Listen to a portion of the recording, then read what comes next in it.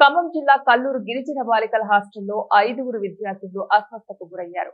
5గురు విద్యార్థులను కల్లూరు ప్రభుత్వ హాస్పిటల్కు తరలించి వైద్యం అందిస్తున్నారు. ఉదయం బ్రేక్ఫాస్ట్ తిన్నాక వాంతులు అయ్యి కళ్ళు తిరిగి కింద పడిపోవడంతో విద్యార్థినులను హాస్టల్ సిబ్బంది హాస్పిటల్కు తరలించారు.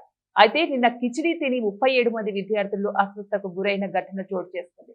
వారికి వైద్యం అందించి రాత్రి వైద్యులు డిశ్చార్జ్ చేశారు. డిశ్చార్జ్ అయిన విద్యార్థినులను తల్లిదండ్రుల ఇళ్లకు తీసుకుని వెళ్లారు. దీంతో ప్రస్తుతం హాస్టల్లో ఉన్న విద్యార్థినుల్లో అస్వస్థతకు గురైన 5గురు విద్యార్థినులు అస్వస్థతకు గురి కావడంతో కలకలం రేపుతుంది. నిన్నటి ఘటన 24 గంటలు గడవకముందే నేడు మరో 5గురు విద్యార్థులు అస్వస్థతకు గురవడంతో తల్లిదండ్రులు ఆందోళన చెందుతున్నారు.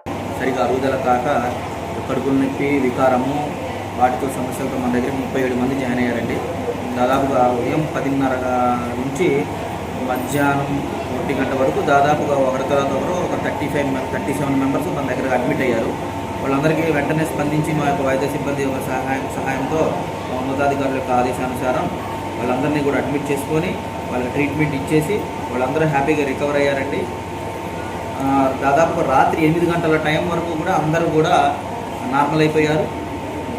వారందరినీ కూడా మేము 8 గంటలప్పుడు విడతల వారీగా నార్మల్ అయిన వాళ్ళందరినీ ఒక్కొక్కరిని పంపించుకుంటూ అందరినీ కూడా డిశ్చార్జ్ చేయడం జరిగింది. వాళ్ళందరూ కూడా మంచిగా